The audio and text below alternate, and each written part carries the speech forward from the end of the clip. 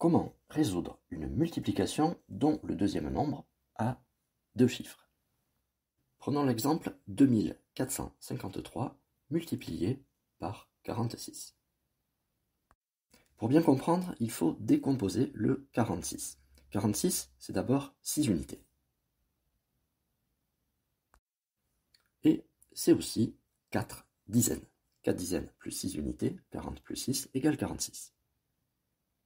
On va commencer le calcul en faisant comme si il n'y avait qu'un seul chiffre dans le deuxième nombre, c'est-à-dire ici le 6. On va s'occuper uniquement des 6 unités dans un premier temps. Et on écrira le résultat de ce calcul sur la première ligne de résultat, là où il y a la flèche bleue. 6 x 3, 18. 18, c'est 8 unités. Je pose le 8 dans les unités. Mais c'est aussi une dizaine que je vais mettre en retenue dans la colonne des dizaines. 6 x 5, 30, plus 1, c'est-à-dire plus la retenue, 31. C'est 6 x 5 dizaines, donc ça sera 31 dizaines. Je pose le 1 dans les dizaines, et je retiens 3 en retenue dans les centaines. 6 x 4, 24. C'est 6 x 4 centaines, donc 24, ce sera des centaines. On ajoute la retenue 3 centaines.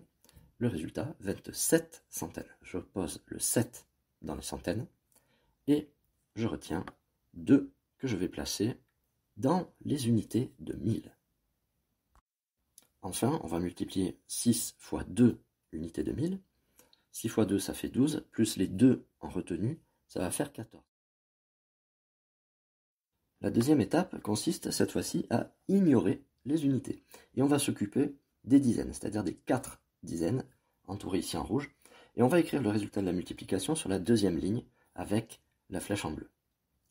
Il va falloir mettre automatiquement un 0 dans les unités, puisqu'on va calculer des dizaines. Donc on n'aura pas de résultat dans les unités.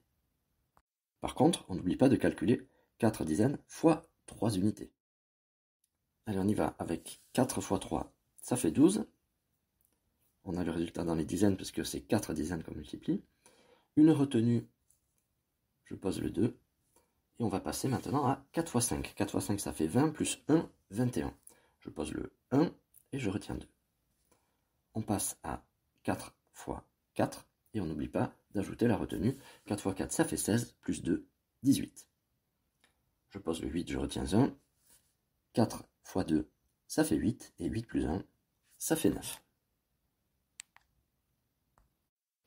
On a donc le résultat de 2453 par 6 sur la première ligne de calcul, et le résultat de 2453 par 4 dizaines sur la deuxième ligne de résultat.